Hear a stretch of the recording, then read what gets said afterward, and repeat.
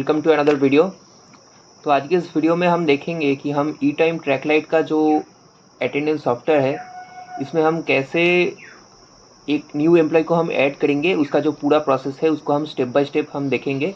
तो आज का इस वीडियो में हम जो स्टेप्स हम यहाँ पर कवर करेंगे, उसमें पहला है हम एक न्यू एम्प्लॉय को हम कैसे न्यू ऐड करेंगे सबसे पहले, ठीक है।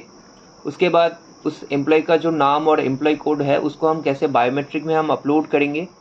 उसके बाद स्टेप 3 में हम देखेंगे कि हम बायोमेट्रिक में जो हमने डेटा अपलोड किया था स्टेप 2 में, तो उसी डेटा के बेसिस में हम उसका फिंगरप्रिंट और आपका कार्ड और फेस जो भी हो, हम बायोमेट्रिक में कैसे उसको कलेक्ट करेंगे। और स्टेप 4 में हम देखेंगे कि हमने बायोमेट्रिक में जो फिंगरप्रिंट और कार्ड जो भी हमने रजिस्टर किया था एम्प्लॉय का, उसको उस डेटा को हम कैसे सॉफ्टवेयर में हम फिर से डाउनलोड करेंगे। तो पूरा प्रोसेस हम इस वीडियो में हम देखेंगे। वीडियो थोड़ा लॉन्ग होगा, so let's start the video. तो सबसे पहले हम यहाँ पर ESSL का जो सॉफ्टवेयर है हम उसको ओपन कर लेंगे। यहाँ पर ई टाइम ट्रैकलाइट का जो सॉफ्टवेयर है उसको हम ओपन कर लेंगे। यहाँ पर हम पासवर्ड दे देंगे, इंटर करेंगे, ओपन हो जाएगा। तो सबसे पहले हमारा जो स्टेप है उसमें हम क्या करेंगे, ऐड न्यू एम्प्लॉय। हम न्यू एम्प्लॉय को ऐड करेंगे। तो उसको करने के लिए हमको सबसे पहले मास्टर मेनू में जाना पड़ेगा। मास्टर मेनू जो है ये आपका क्रिएशन के लिए होता है। यहाँ पर आप डिपार्टमेंट, शिफ्ट, एम्प्लॉय, कैटेगरी सब कुछ क्रिएट कर सकते हो, ठीक है। तो यहाँ पर मास्टर मेनू में आने के बाद हम यहाँ पर एम्प्लॉयज़ में जाएंगे, ओके करेंगे। देखो यहाँ पर एम्प्लॉय लिस्ट ओपन हो गया। यहाँ पर राइट साइड में ऐड ऑप्शन है, एडिट ऑप्शन है, डिलीट ऑप्शन है। ऐड से हम न्यू एम्प्लॉय को हम ऐड कर सकते हैं। तो सिंपल हम ऐड ऑप्शन में जाएंगे।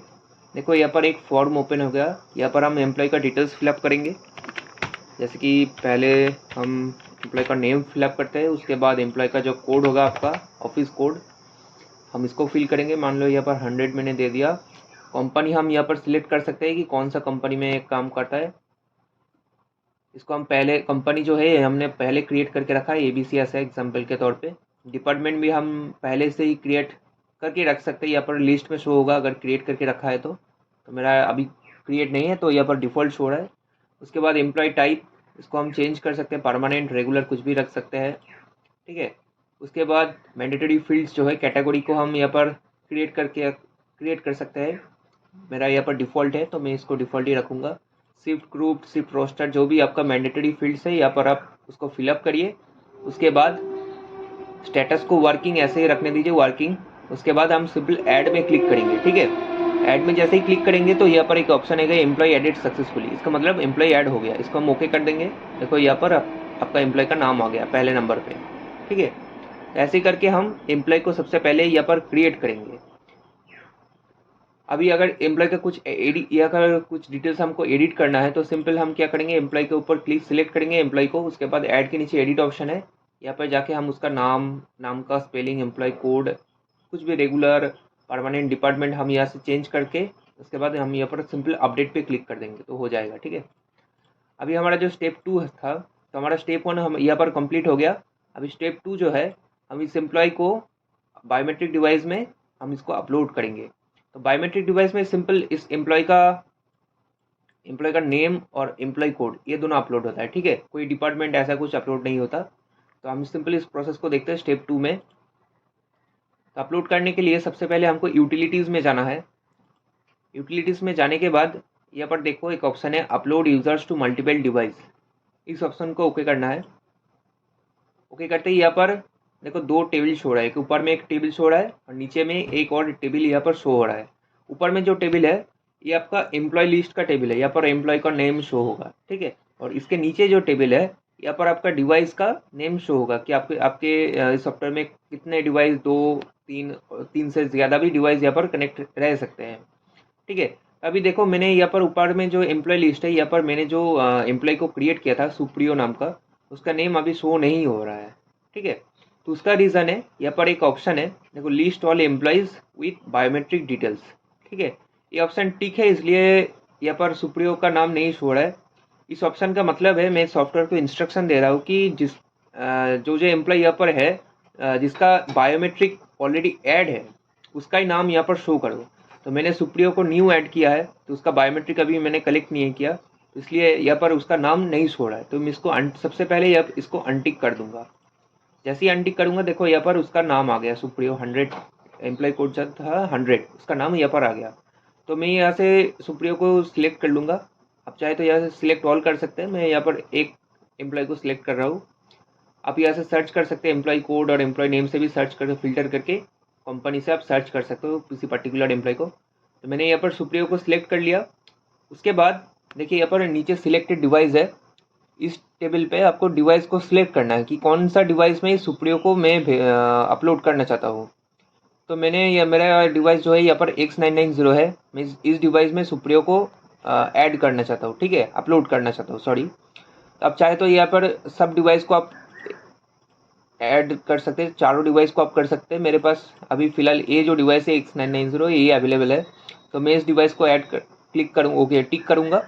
उसके बाद मैं सिंपल यहाँ पर ये जो ऑप्शन है इसको मैं यहाँ पर टिक नहीं करूँगा, सीधा यहाँ पर अपलोड जो ऑप्शन है इसमें हम क्लिक कर दूँगा।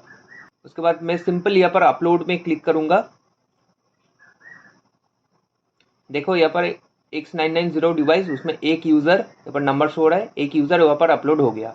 इसको मैं ओके कर दूँगा तो हो जाएगा। इसको मैं क्लोज कर देता हूँ। तो हमारा जो दूसरा जो स्टेप था, upload employees details in biometric device और डिवाइसेस, तो यहाँ पर मैं एक डिवाइस में भी अपलोड कर सकता हूँ और मल्टीपल डिवाइस में भी हम एम्प्लॉयज़ को अपलोड कर सकते हैं, ठीक है। अब हमारा तीसरा जो स्टेप है कि हम बायोमेट्रिक डिवाइस में हम फिंगरप्रिंट को कैसे कलेक्ट करके, फिंगरप्रिंट, कार्ड और फेस कुछ भी हम यहाँ पर कैसे कलेक्ट कर सकते हैं। तो हमारा स्टेप 1 स्टेप 2 कंप्लीट हो गया। अभी हम स्टेप 3 में देखेंगे, स्टेप 3 को हम देखेंगे कैसे हम कर सकते हैं। अभी स्टेप 3 में हम क्या करेंगे, स्टेप 3 में हम सबसे पहले चेक करेंगे कि हमने जो एम्प्लॉय का डिटेल्स हमने बायोमेट्रिक में अपलोड किया था वो बायोमेट्रिक में आया कि नहीं, वो हम एक बार चेक कर लेंगे। तो इसके लिए हमको सिम मेनू ऑप्शन में जाना पड़ेगा। मेनू में जाने के बाद यहाँ पर देखो सबसे पहले ऑप्शन है यूज़र मैनेजमेंट, इसमें हम ओके करेंगे। इसके बाद यहाँ पर देखो एक और ऑप्शन है सेकंड में ऑल यूज़र में जाएंगे, फिर से ओके करेंगे। यहाँ पर देखो पहले नंबर पे सुप्रियो का नाम यहाँ पर आ गया, ठीक है। तो ये जो प्रोसेस मैंने आपको बताया कि मेनू में जाने के बाद यूज़र मैनेजमेंट और उसके बाद ऑल यूज़र, ये आपका बायोमेट्रिक का ESSL का कोई सा भी एक मॉडल है, सब में सेम प्रोसेस होता है कि AI मॉडल है, मतलब स्क्रीन टच वाला मॉडल है या कीपैड वाला मॉडल है, सब में प्रोसेस एकदम सेम है, ठीक है। तो उसके बाद मैं यहाँ पर सुप्रियो में ओके करूँगा। इस नाम के ऊपर देखो यहाँ पर एडिट ऑप्शन आएगा, एडिट में हम फिर से ओके करेंगे। उसके बाद देखो यहाँ पर उसका नाम आएगा, यूज़र ID, उसके बाद नेम, ठीक है। उसके बाद फिंगरप्रिंट आएगा। तो फिंगरप्रिंट में जैसे ही मैं यहाँ पर ओके करूँगा, देखो यहाँ पर फिंगरप्रिंट एनरोल के लिए बोल रहा है। यहाँ पर आप 10 फिंगर्स को एक साथ एनरोल कर सकते हो। तो एनरोल करने के लिए सिंपल मैं यहाँ पर कोई सा भी एक फिंगर को मैं यहाँ पर एनरोल कर रहा हूँ। तो फिंगरप्रिंट सेंसर के ऊपर मुझको 3 बार टैप करना है, ठीक है। एक बार, 2 टाइम्स, 3 टाइम्स, यहाँ पर ग्रीन टिक आ गया। आप चाहे तो यहाँ पर दूसरा फिंगर भी ऐड कर सकता है, तो उसके लिए फिर से यहाँ पर फिंगरप्रिंट पे ओके करना होगा। फिर से यहाँ पर मैं एक बार, 2 बार, 3 टाइम्स, हो गया। अभी उसके नीचे देखो बैज नंबर है, ठीक है, यहाँ पर बैज नंबर है। तो यहाँ से मैं प्रॉक्सिमिटी कार्ड जो होता है उसको मैं ऐड कर सकता हूँ, ठीक है। तो सिंपल उसको ओके करेंगे। उसके बाद देखो ये होता है प्रॉक्सिमिटी कार्ड, ठीक है, इसको हम ऐड करेंगे। सिंपल बैज नंबर पे हम ओके करेंगे। उसके बाद हम इसको यहाँ पर टैप कर देंगे तो यहाँ पर ग्रीन टिक आ जाएगा। इसका मतलब देखो यहाँ पर नंबर ऐड हो गया, इसका मतलब कार्ड भी ऐड हो गया। अभी हम यहाँ पर सिंपल ESC जो बटन है इससे बैक हो जाता है और बैक होते ही ऑटो सेव हो जाता है, ठीक है। तो हम इसके स्केप से बाहर आ जाएंगे, ऑटो सेव हो गया।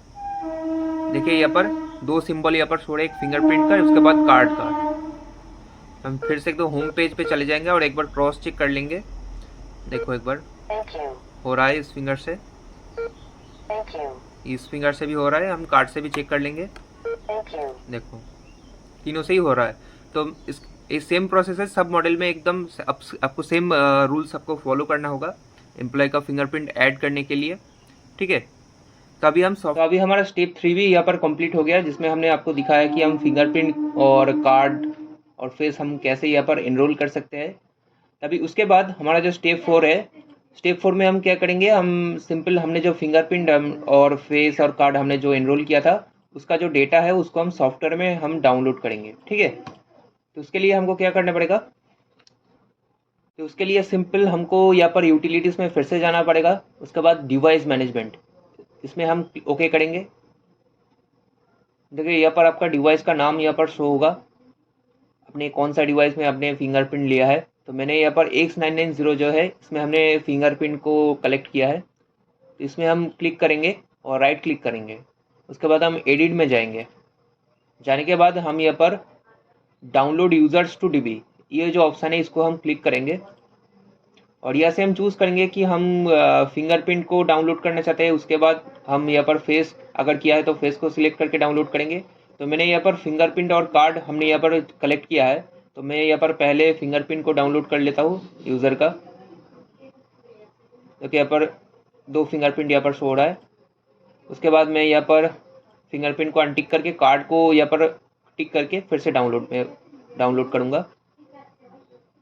देखो यहाँ पर कार्ड भी शो हो रहा है, ठीक है। इसको हम क्लोज़ कर देंगे, इसको भी क्लोज़ कर देंगे। तो हमारा जो स्टेप 4 जो था ये भी हमारा कंप्लीट हो गया। अभी हम अगर हमारा यूज़र जो है वो अगर पंच करेगा तो उसका रिपोर्ट हमारा इस सॉफ्टवेयर में प्रॉपरली आ जाएगा, ठीक है। थैंक यू व्यूअर्स, आज का